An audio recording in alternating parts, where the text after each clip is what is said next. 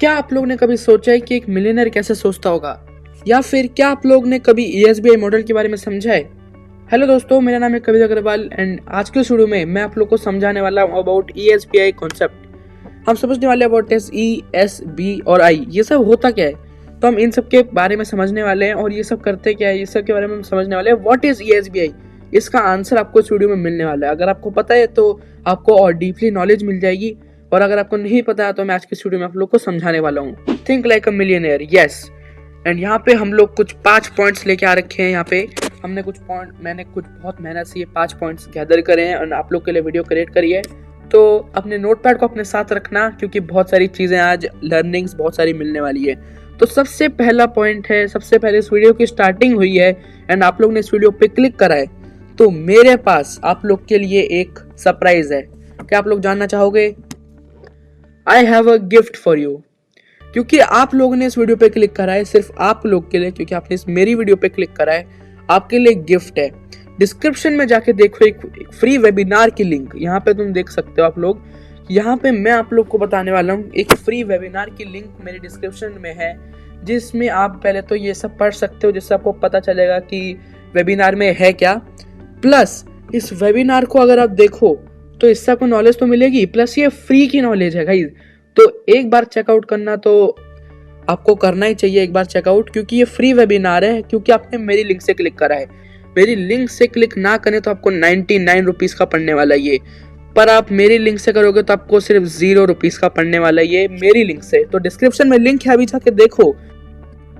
Number 2, तो सबसे पहले मेरे पास ये जो पॉइंट्स है इसमें सब मैं आपको दिखा देता हूँ। पहले E, S, B और I, ठीक है, ये सब इनकी मीनिंग्स क्या है, फुल फॉर्म क्या है, ये सब मैं बताने वाला हूँ। सबसे पहले हम नंबर 2 यानी कि E के बारे में बात करने वाले हैं। E का फुल फॉर्म होता है employ. E is equals to employ. And अब इसके बारे में हम लोग बात करने वाले हैं कि इनके बारे में मेरे पास कुछ 3 पॉइंट्स है, वो भी हम एक करके सब बात करने वाले हैं। सबसे पहला कि उनके इनकम सोर्स क्या होते हैं। एक एम्प्लॉय का इनकम सोर्स क्या होता होगा? जॉब, वर्क फॉर मनी, मतलब यानी कि वो एक जॉब करते हैं जो वो मनी के लिए वर्क करते हैं। कि एम्प्लॉय यही करता है? जी हाँ दोस्तों।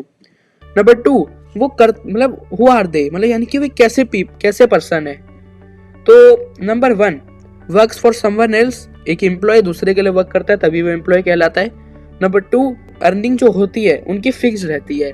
नंबर 3, उनके पास जॉब सिक्योरिटी तो होती है और साथ में उनके साथ बॉस भी होता है जो उनसे काम करवाता है। Number 4, income depends on time and performance, यानी कि जितना अच्छा परफॉर्म करोगे उतनी अच्छी आपकी सैलरी होगी। पर अगर आप टाइम से वर्क नहीं करोगे और आप जो अच्छा परफॉर्म नहीं करोगे तो आपकी इनकम नहीं आएगी। तो ये एक एम्प्लॉय का कि एम्प्लॉय है कैसे। तो अब हम बढ़ते हैं पॉइंट नंबर 3, गोइंग फॉरवर्ड में क्या है। तो सबसे पहले हम लोग बात करने वाले हैं माइंडसेट या फिर नीड्स।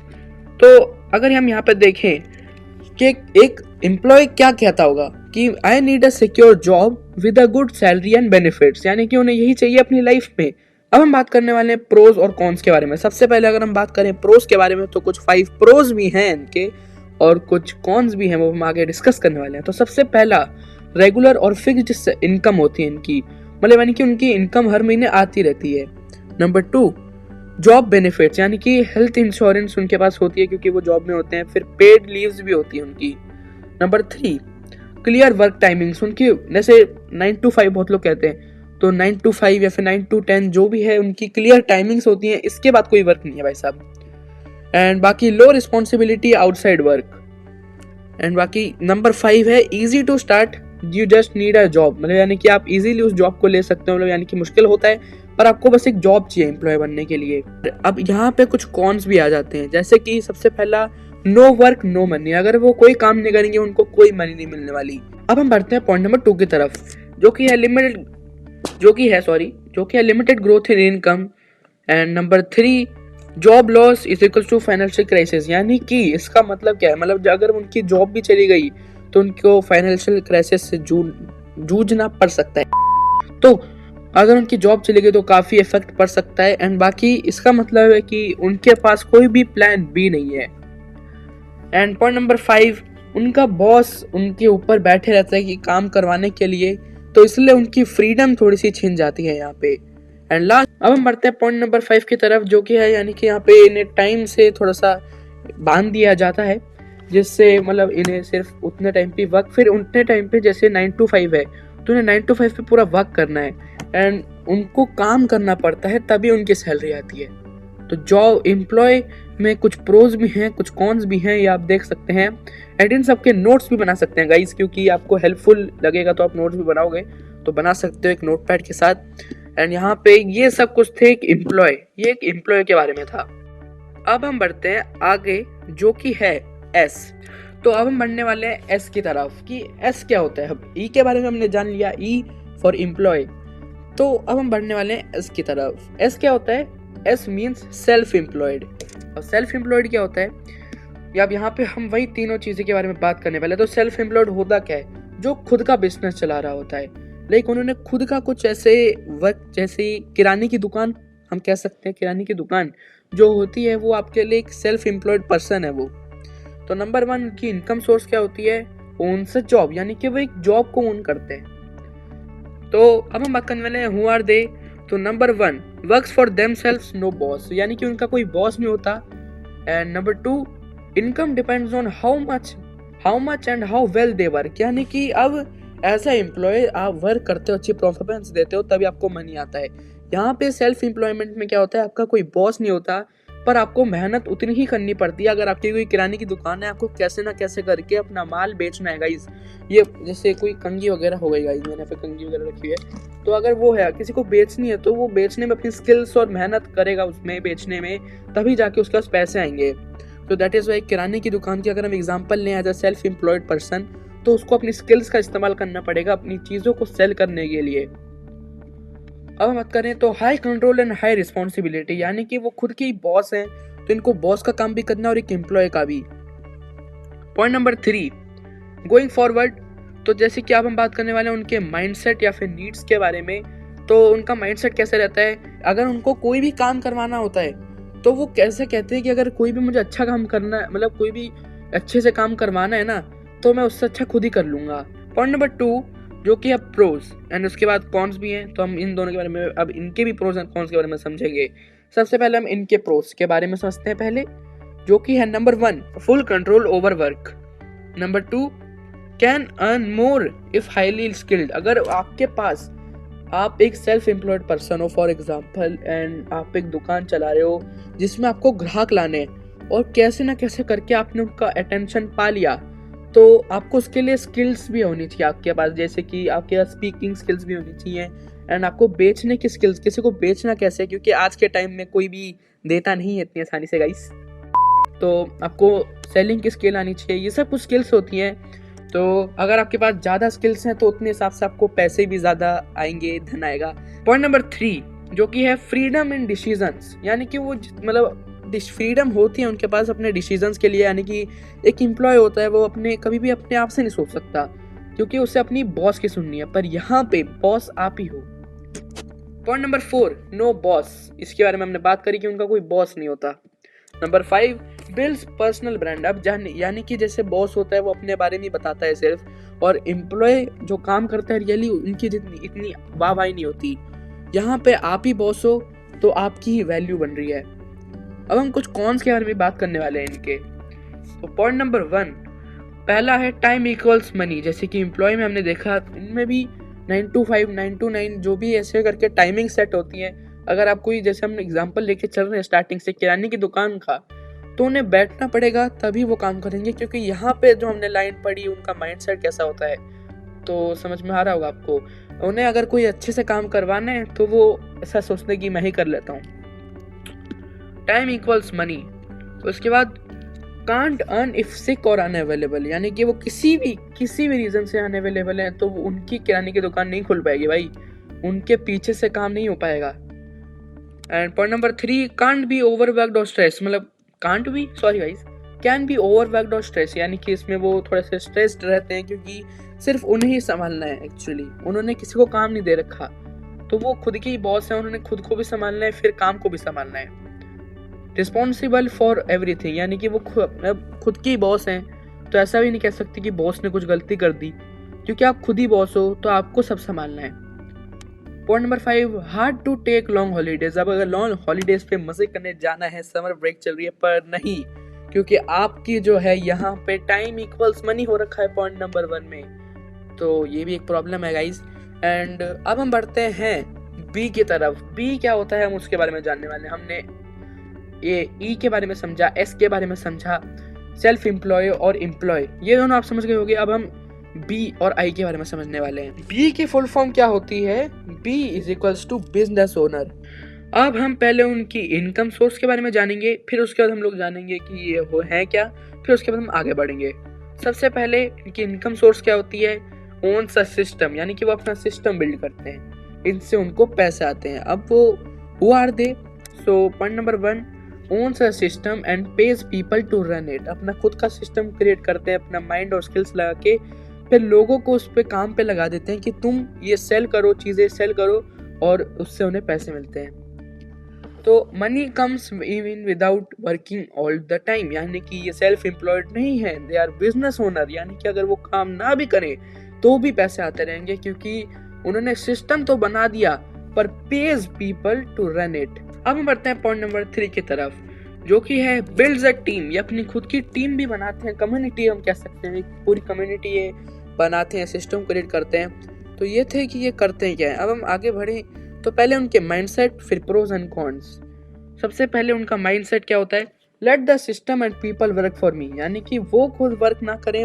एक बिजनेसमैन का माइंडसेट क्या हो कहता है कि खुद वर्क ना करके दूसरों से काम करवाओ और पैसे खुद भी आए और उनको भी आए, यानी कि विन विन सिचुएशन के थ्रू पैसे उसको भी आ रहे हैं, आपको भी आ रहे हैं, पर काम वहां पे वो कर रहा है, पैसे आपको आ रहे हैं। अब इसमें विन विन सिचुएशन है, क्योंकि वो मेहनत के उसको पैसे आ रहे हैं, पर यहाँ पे आप मेहनत इतनी नहीं कर रहे, आपने एक अच्छा स्किल्ड आदमी हो आप, है ना, आपने सिस्टम क्रिएट कर दिया।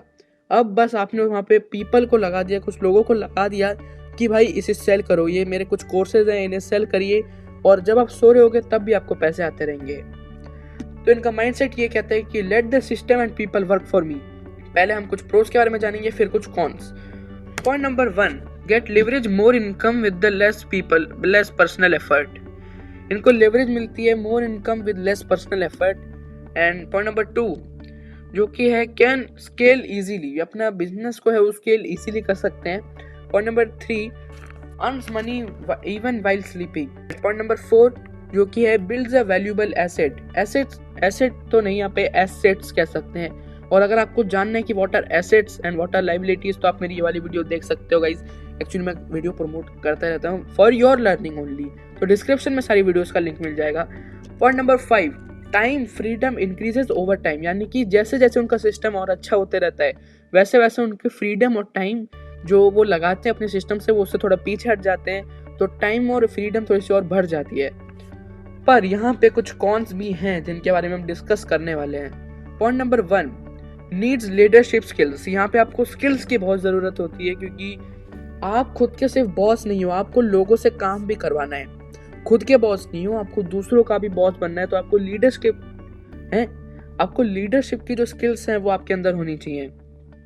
Point number 2, take effort, time and risk to build the system, यानी कि ये सिस्टम या तो वर्क भी कर सकता है या फिर नहीं, तो ये आपके स्किल्स पे डिपेंड करता है, इसलिए थोड़ा सा रिस्क होता है इसमें, टाइम टेकिंग होता है और एफर्ट्स काफ़ी ज़्यादा लगते हैं। पॉइंट नंबर 3 है रिस्क ऑफ फेलियर, जो कि हमने बात करी इस वाले पॉइंट में कि रिस्क ऑफ फेलियर भी है यहाँ पे, क्योंकि आपको अपनी स्किल्स को भी साथ में डेवलप करना है। जब एक छोटा बच्चा होता है, वो स्टार्टिंग से बोलना नहीं सीखता, चलना नहीं सीखता, वो धीरे धीरे सब कुछ करना सीखता है। इसलिए आप सिस्टम बिल्ड करोगे, इजीली बिल्ड नहीं कर पाओगे, आपको पहले स्किल्स जनरेट करनी पड़ेगी, काफ़ी चीज़ें करनी पड़ेगी। Point number 4, maybe take some time to see the profit. अब यहाँ पे आपने सिस्टम तो बना दिया, पर इसमें प्रॉफिट दिखने में भले ही आपको थोड़ी देरी लग सकती है इसमें प्रॉफिट दिखने में। Point number 5, needs management skills, यानी कि आपको मैनेज कैसे करना है चीज़ों को, वो आपको आना चाहिए। टाइम मैनेजमेंट स्किल्स, काफ़ी सारी स्किल्स की ज़रूरत होती है, तो इन सब की ज़रूरत होती है। तो लाइक कुछ लोगों के लिए कॉन्स भी हो सकते हैं, क्योंकि आपको इन सब स्किल्स के होने की ज़रूरत बहुत होती है अगर आपको एक सिस्टम बिल्ड करना है। और ये थे कुछ पॉइंट्स अबाउट बी। अब हम लोग बात करने वाले हैं आई। तो आई का मतलब क्या होता है? Is equals to investor. तो अब एक इन्वेस्टर क्या होता है? पॉइंट नंबर 1, उनकी इनकम सोर्स क्या होती है। तो एक इन्वेस्टर वही होता है जो चीज़ें पे इन्वेस्ट करता है। तो पहले हम उनकी इनकम सोर्स के बारे में जानने वाले हैं, जो कि है own some money making assets. यानी कि उनके पास, एक इन्वेस्टर के पास क्या होता है, उनके पास बहुत सारा पैसा होता है, तो उससे वो लोग एसेट्स बनाते हैं। अब एसेट्स कैसे बनाते हैं, अगर आपका कोई सिस्टम है और आपका दोस्त इन्वेस्टर है, तो वो ऐसे डील कर सकते हैं कि मैं तुम्हारे बिजनेस पे इन्वेस्ट करूंगा और तुम काम करो, जो भी चीज़ें तुम्हें चाहिए मैं तो उस पर इन्वेस्ट करूंगा, मैं पैसे दे रहा हूँ और तुम स्केल करो उस बिजनेस को, और जितना स्केल होगा उससे थोड़ा सा इंटरेस्ट लगा के मुझे वापस दे देना। तो मनी ने मनी के लिए वर्क कर दिया यहाँ पे। तो एक इन्वेस्टर मनी के लिए वर्क नहीं करता, वो मनी को अपने लिए वर्क करवाते हैं। तो हु आर दे कि uses money to make more money. यहीं से हमने स्टार्ट करें ये बताना। हम बढ़ने वाले हैं पॉइंट नंबर 2 की तरफ। तो यानी कि invests in assets like stocks, real estate और बिजनेसेस। यानी कि बिजनेसेस की तो हमने बात करी ही थी, साथ में स्टॉक्स में भी इन्वेस्ट कर सकते हैं। बाकी रियल एस्टेट यानी कि कुछ प्रॉपर्टीज एंड रेंटल इनकम भी वो लेते हैं। यानी कि अगर आपने कोई प्रॉपर्टी खरीद ली तो आप वहाँ से रेंटल इनकम ले सकते हो, और साथ में अगर आपने प्रॉपर्टी ली है तो आगे जाके उसके रेट भी हाई हो सकते हैं। Point number 3, passive income. तो उनके पास पैसिव इनकम होती है। पर अगर हम आगे बढ़ें गोइंग फॉरवर्ड, तो उनके माइंडसेट कैसा होता है। माइंडसेट होता है I don't work for money, money works for me. अब वो पैसों को अपने लिए वर्क करवाते हैं। अब इनके प्रोज क्या हैं। सबसे पहला, मैक्सिमम फ्रीडम। इनके पास फ्रीडम बहुत ज्यादा होती है। मनी प्लस टाइम दोनों होता है इनके पास, तभी वो इन्वेस्ट कर पाते हैं। अगर इनके पास मनी नहीं होगा तो वो इन्वेस्ट कैसे करेंगे। इसलिए ये इन्वेस्ट करते हैं तो उनके पास टाइम बहुत ज्यादा होता है, क्योंकि कोई और उनके लिए वर्क कर रहा है, और क्योंकि मनी उनके लिए वर्क कर रही है बेसिकली। तो इनकम विदाउट वर्किंग, साथ में wealth builds over time, can retire early, साथ में पैसिव इनकम सोर्सेज। तो ये कुछ प्रोस थे जो इन्वेस्टर के पास होते हैं। पर कॉन्स भी हैं कि नीड स्ट्रॉन्ग फाइनेंशियल नॉलेज। आपके पास फाइनेंशियल नॉलेज बहुत अच्छी होनी चाहिए। High risk if not careful. और नंबर 3 मतलब यानी कि आप किसी भी चीज़ पे इन्वेस्ट करोगे तो वो डूब भी सकती है, तो इससे आपके पैसे भी नीचे जा सकते हैं। Point number 3, can loss money in bad investments. यानी कि उनके पैसे भी जा सकते हैं। अगर आपने किसी चीज़ पे इन्वेस्ट करा और वो आगे जाके ऊपर गई पर एकदम से नीचे चली गई, तो आपके पैसे, अगर 10 रुपये आपने इन्वेस्ट करे, फॉर एग्जाम्पल 10 रुपये इन्वेस्ट करे, वो 20 हो गए, पर एकदम से क्या देख रहे हो आप, वो 5 रुपये हो गए। तो ऐसे ऊपर नीचे होते रहते हैं इन्वेस्टमेंट्स में, तो आपको नॉलेज होने की बहुत ज़रूरत है इसकी। और पॉइंट नंबर 4, टेक पेशेंस। यानी कि लॉन्ग टर्म गेम है ये, आपको पेशेंटली सोचना होता है। अगर सोचो वो वही 5 रुपये एकदम से 50 रुपये बन गए, तो anything can happen in investing. इसलिए आपको नॉलेज बहुत अच्छे से होनी चाहिए इस चीज़ की। Emotional control needed. यहाँ पे मार्केट के अप्स एंड डाउन से, यानी कि जो भी अप्स एंड डाउन होते रहते हैं, उससे आपको इमोशनली इफेक्ट नहीं होना चाहिए। तो आपको इमोशनली कंट्रोल रहने की बहुत ज़रूरत होती है इन इन्वेस्टिंग। तो ये थे कुछ पॉइंट्स। यानी कि पॉइंट नंबर 2 जो था यहाँ पे ई, एम्प्लॉय, एस यानी मतलब 3 जो कि है एस, वो है सेल्फ एम्प्लॉयड, और 4th बी जो कि था बिजनेस ओनर। यहाँ पे मैं खोल देता हूँ। तो इन सब का मैंने आप लोग को बताया कि सब होते क्या हैं। ये ई और एस और आई, इन सब की मीनिंग क्या होती है, सब करते हैं क्या, इनके प्रोस क्या है, इनके कॉन्स क्या है। तो इस वीडियो के लिए बस इतना ही। एंड बाकी ESBI की मैं एक और वीडियो बनाने वाला हूँ जिसमें हम लोग और भी चीज़ों के बारे में जानने वाले हैं। यानी कि ESBI मॉडल में और भी कुछ चीज़ें होती हैं। हाउ ESB और I different from each other. E और S में ऐसा क्या चीज़ें और B और I में ऐसा क्या चीज़ें, उसका पार्ट 2 आने वाला है। तो कमेंट डाउन अगर आपको चाहिए तो मैं जल्दी बना दूंगा। एंड कमेंट, इस वीडियो को लाइक करो, चैनल पर सब्सक्राइब कर दो।